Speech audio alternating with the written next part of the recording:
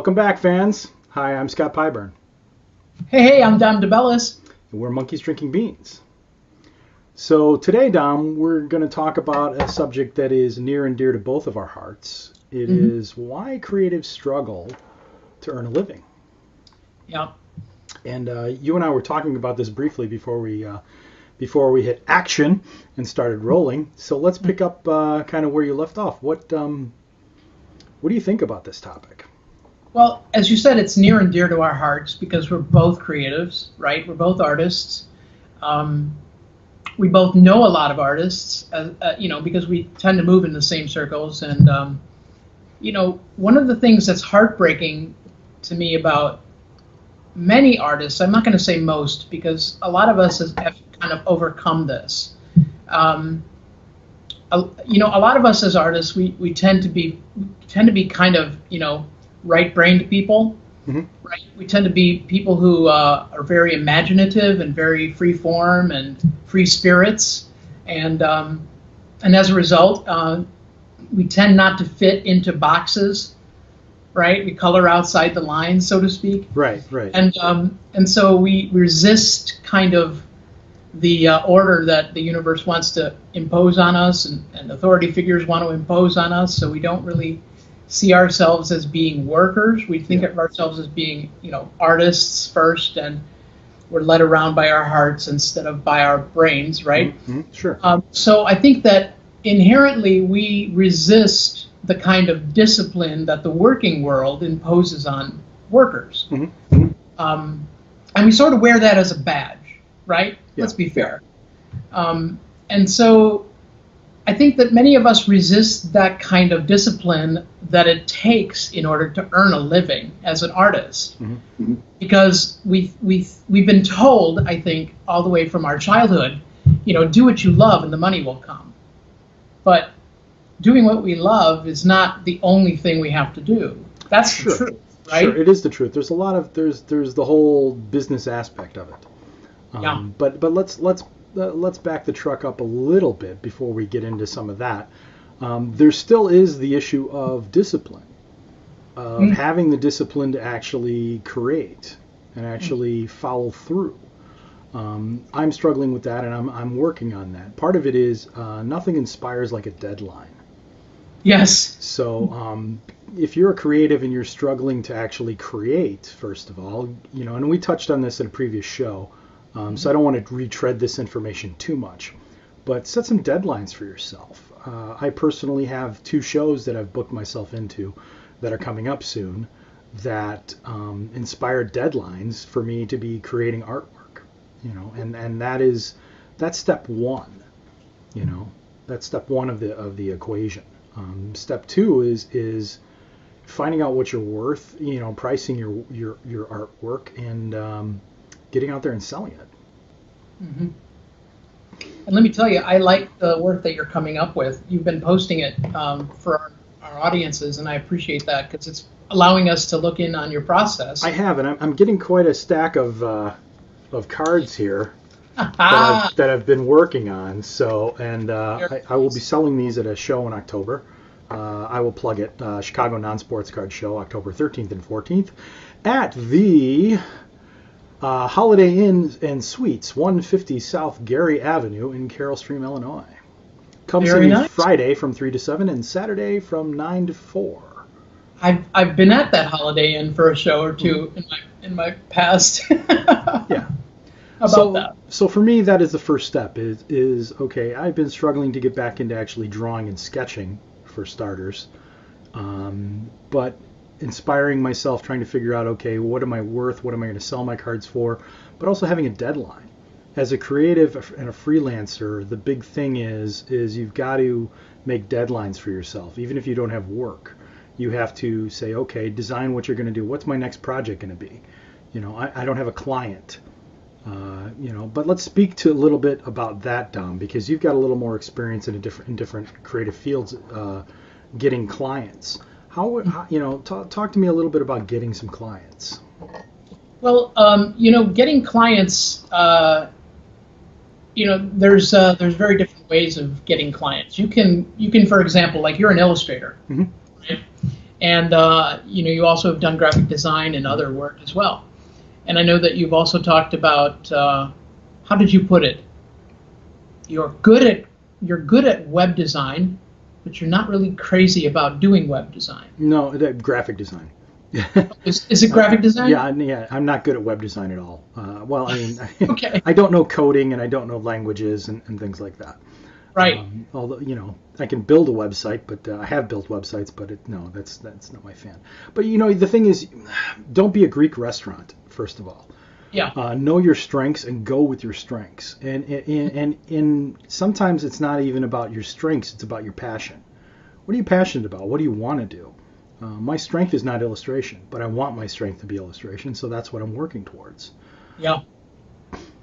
Well, and I would say to you, don't be a Greek restaurant. However, network like you are a Greek restaurant. Oh, absolutely. Network. And what I mean by that is, so, you know me, and I take on web design projects, right? Mm-hmm. I take on copywriting projects. Even though, that's not your thing, you can partner with me and be a referral agent for me, right? Right. And likewise, I can get you work as a referral agent for you. Mm-hmm. So I can be out there and I can be looking for my work, but at the same time, keep my ears open, eyes open for Scott Byburn as well. Yeah. Because I know that Scott Byburn's out there getting my back, right? Right. So I've got a few people out there that I know who are out there listening for me, and I'm also listening for them. Mm-hmm. So if I've got people that I know that I can count on, and they know I can count on them, wait, did I say that right? Yeah. I think our audience knows exactly what you mean. Yeah. So listen to what we mean, not what we say. Yeah. Forgive my subject verb agreement, but so if I'm out there, and that's how networking works. Mm-hmm. You've got people that you've got relationships with, so you're not out there all alone. You don't want to be out there all alone. Well, believe me. Also, value your social media network. One of the things I did recently was I tied all my social media together under one brand, basically. And I have been posting to different, not just one type of social media, but various types of social media. I'm also on LinkedIn. I'm on LinkedIn. I'm on Instagram. I'm on Facebook. I'm on Twitter. Every once in a while, post something to each and every one of those things, because you have a small audience and that audience will grow. Mm-hmm. I did not understand the concept of a hashtag for years. I thought, why are people using the # from the telephone and attaching words to it? I don't get it. Yeah. But now I get it, like 1000% I get it. And I use it in Facebook, I use it in Instagram, because it draws people to my work that I'm not connected with at all. I'm getting followers on Instagram simply by putting hashtags in based on my work, because people will search and it pops up, and then they see it, and then it's like, oh, I like that. I'm getting some referrals and people contacting me saying, hey, do you do tattoo work? Well, no, I don't actually do tattoo work, but I can design a tattoo. I think it'd be a great thing to do. So, be open to opportunities. Also, look at who you are inspired by. I have a friend of mine, he's going to be on our show soon. I'm very inspired by him, Caleb King. And he's kind of where I want to be, So model yourself after someone you admire, and don't be afraid to talk to them. I had coffee with Caleb a while back and picked his brain on how he got sketch card work and moving forward. And I've done some research, and I actually have some email contacts that I'm going to reach out to for different sketch card companies to get work. But it's just a matter of being confident enough in my work to say, okay, I think I'm ready. And I'm very close. But if you don't do the work and you don't continue to do the work, you'll never be ready. Yeah, I agree. You mentioned something about Caleb King being, a guy who you look up to. Mm-hmm. I had a great conversation this week with Jay White. And Jay, if some of our audience might know Jay, he's one of the smartest guys in marketing. That's his trademark. Nice. The smartest guys in marketing. And so he was offering a free consultation for people who are interested in getting copywriting clients. And I really recommend it because Jay is one of the top copywriters in the field. So he had me on the phone. We've missed each other a couple of times. Different time zones always mess me up. So Yeah. we finally got on the same page and on the same call, and he paid me a very high compliment that he was very kind. He does a little bit background searches on people before he talks to them, and he checked out my website, and he was just like, "Wow, you're a lot different than my usual calls. My usual calls, I'm talking with people who are newbies, who are like from fresh in the business, right? Completely ground floor. They don't have a portfolio, they don't have any experience or whatever." And he said, it looks like you've been in this business as long as I have, 20 some years. Yeah, and I said, yeah, I'm guilty about that. But I explained to him that I've been, gone for a few years, and I explained my situation to him. And, it doesn't look like I'll be a match for his program right now, but I think that I'll be working with him in a very near future. Sure. But he's basically where I want to be. Right. And that's basically it. You see where that person is down the road. Yeah. And that's something fall behind me. I don't know what that was. A squirrel. But basically, see, at least I know I have a cat. Yeah. I don't know about you. No, I don't know what I have back here. Could be whatever. Basically, you see where they're at, and then you connect the dots back to where you are, and figure out how to get there from stepping stone to stepping stone to stepping stone. But it's important to mention the squirrels. Don't let the squirrels get in your way. And squirrels can be anything. Squirrels can be doing the laundry, doing the dishes, taking out the garbage, cleaning your house. Oh, my studio is a mess. I should be cleaning this up instead of drawing.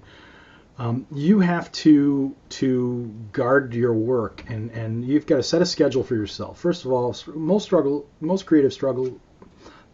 Tongue-tied. Need some coffee. Most creatives struggle to make a living because they don't carve out the time to do the work, especially if you're starting as a part-timer. If you're a full-timer and you're already, feet in the pool, and you have a job, God bless you.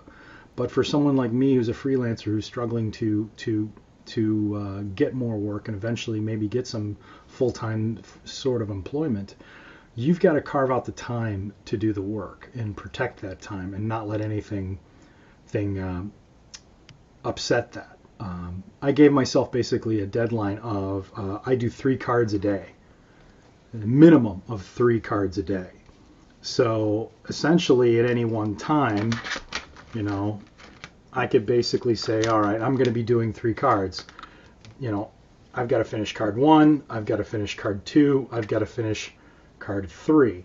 And I have to do them all in one day, from sketching to coloring to painting, etc., etc.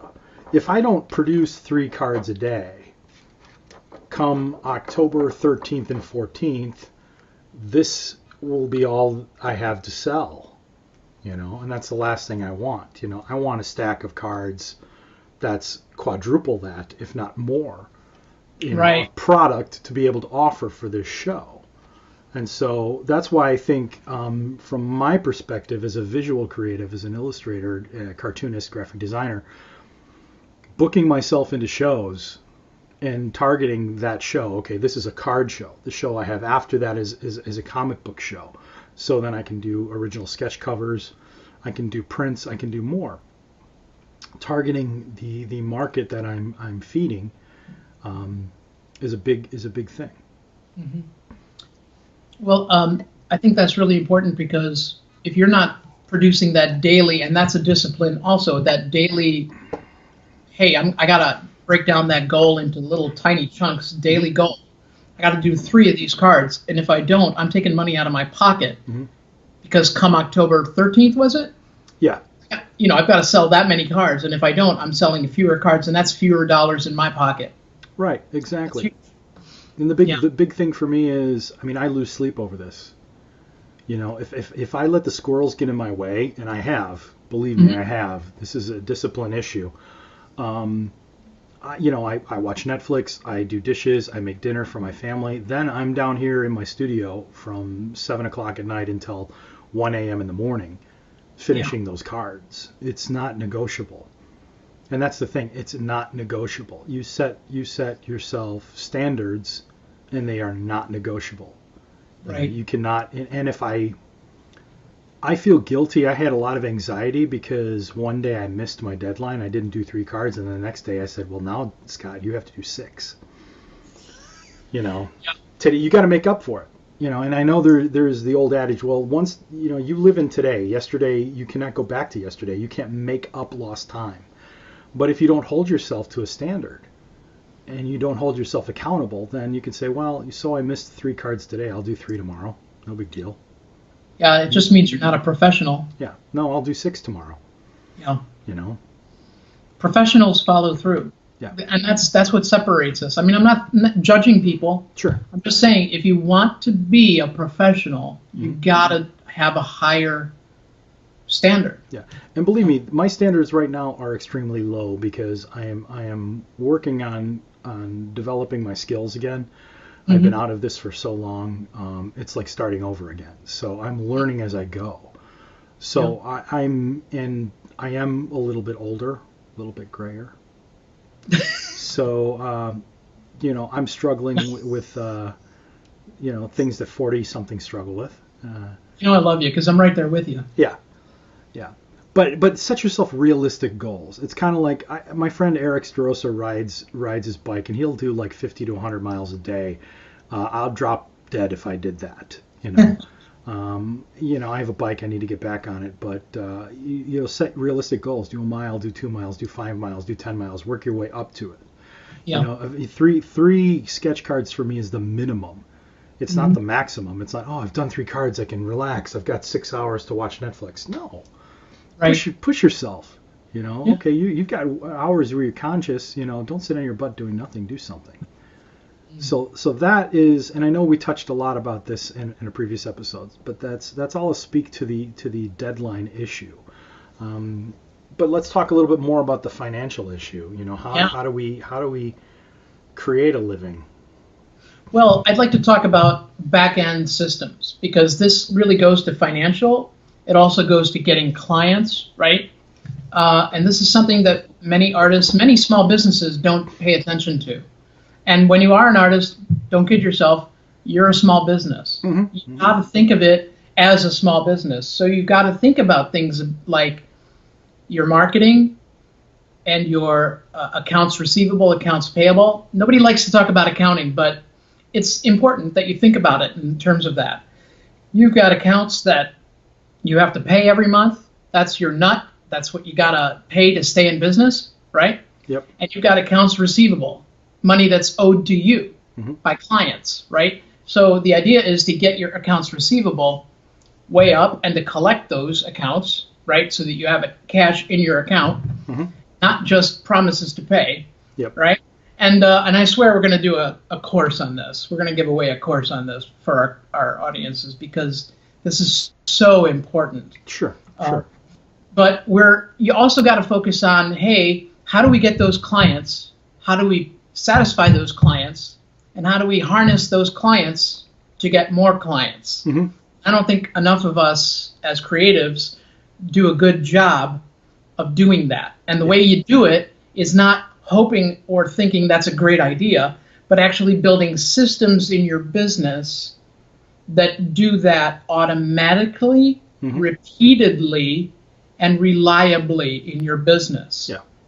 And that is something that I do for my clients in their businesses. So it's very satisfying to see that they are operating with their website, capturing their leads, qualifying their leads, and generating business for them, but also taking those clients that are satisfied and turning them into new business and repeat business. It's very satisfying. But that's something that I think that we need to do to help creatives do the same thing. So in terms of creating those systems, that's something that's incredibly lacking for creatives. And there are things that you can buy off the shelf, software as service, for creatives that are specifically made for our businesses so that you can do things like billing clients, collecting on those accounts. You can, there are free CRMs. There's a CRM called, Don't speak in acronyms, Dom. What's a CRM for our, Oh, a for our audience CRM members that is don't a know? customer resource management system, which is a fancy term for a database that lives online that you pay every month or you don't pay every month. Because in my experience, this particular CRM, and I will post it on our website or on our Facebook group so that we can know what we're talking about. I apologize. I just knew it in my head. No, it's okay. Because I use it. It's a free CRM, guys. For those of us who don't speak in $5 But fancy words. That's where you keep your database of clients. That's where you keep your database of prospects. So when you talk to a prospect, and Scott, if you talk to a prospect today and they want a logo designed, you put their name and their whole business card information right there in your CRM, and you put that you met with them today and that you agreed to give them pricing, estimation, quote, or whatever on a logo design. Mm-hmm. Well, that way the system remembers that you had contact with that person. Right. And that's very important. And I don't think enough creatives do that. They sort of write it, they scribble it on their pad. Well, back in the day, we used to have index cards, and we used to have card holders for business cards where you would slide in, you would like, oh, you need to speak with so-and-so, and pick up the phone and give them a call. Right. And then you flake out and watch Netflix or something like that. I mean, I don't know. But I was very bad at that when I was starting out. Well, now it's a system. It's in my business now, and it runs my business. So it tells me, hey, you've got to follow up with this dude today. Mm-hmm. Mm-hmm. Awesome. Now I know. There you go. Knowing I don't have to leave that to chance. I don't need to leave it to hoping to remember. You know what I mean? Yeah, I know. These are very important because they keep us organized. Mm-hmm. Because once again, I'm a right-brained, flaky, creative guy. Yes. What am I thinking about right now? Cheese. Cheese sounds good. Let's have cheese. You're not allowed to have cheese, Tom. You know. So, hey, I'm a brilliant guy, but I'm also a right-brained, crazy person. Yeah. I'm the first to admit it. True. So you got to know your weaknesses and you got to fill those in. Mm-hmm. That's all I'm saying. Well, and those are the squirrels, and that's an important thing to do is exactly to know your weaknesses, know where you're lacking, and get help with that. Getting back on the road to art and creating as I'm drawing, I'm learning a lot of my weaknesses. I'm learning a lot of what I'm not doing well, and I'm starting to overcome some of those things. But it's very important on the opposite side, to know, okay, where do I lack in the business sense, in the business world? And pick up that slack as well. I think it's really important for creatives to get out of their studio, mm-hmm. right? Get out of your office and get into the world and meet your business neighbors. Yep. Because let's be real, guys, you're not going to meet a lot of your clientele on Facebook. True. You're going to meet them in the Chamber of Commerce. Yeah. You're going to meet them. But at depending upon your creative field, absolutely. But also at the same time, don't turn your back on LinkedIn. Don't turn your back on your social media network. Don't underestimate the value of that. But absolutely. It goes hand in hand. A person we talked about in a previous episode, Lucy Bellwood, basically says, she's all about the hugs, and not in a creepy way, but it's connecting with people and making a personal connection. That is how you're going to get your next job. Absolutely. It's very important to do that. So, and I think, and I didn't mean to disparage Facebook. I use Facebook. I use LinkedIn. Mm-hmm. I use Twitter. These are all very important. I just don't want to overlook the fact that you are a human being operating in the world. Yeah. You can go and meet people. Yeah. Use your sidewalks. Yeah, because I've gotten more work by speaking to people and making a personal connection. You can't see a smile in a text. You can't see a smile in an email. You can't get to know a person with words on a page.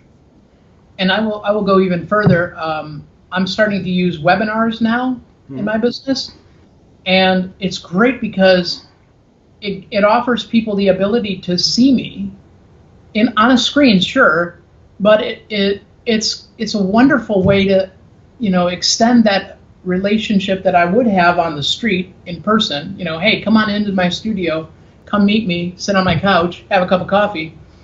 I can extend that online. Yeah. And I don't know why I haven't been using webinars for years. Yeah, and the great thing about some of the webinars, whether depending upon what you're using, whether you're using Crowdcast or something else, they've got forums like on Facebook where people can type notes while you're doing something live. Exactly. And you can communicate with your audience live while you're doing it, exactly. Which I think is fantastic. It's tremendous, and I can record the webinar. I can go back and review it. I can save it for my audience members to use. For any kind of training or any kind of handout, that kind of use. It's tremendous. We live in a wonderful age. Yes, we do. Yes, we do. Well, we're coming up on that time, Dom. Is there anything else we want to talk about before we wrap up? What I'm going to do is I'm going to put this on our Facebook group, and I'll also put it on our blog. I'm going to list those resources, the CRMs, the books that that come to mind that are really good and important for building businesses as a creative. Yeah. And Scott, I invite you to do the same because I'll list a bunch of books that help me, not just on the creative side, but help me get past some of the stumbling blocks too. Yeah, absolutely.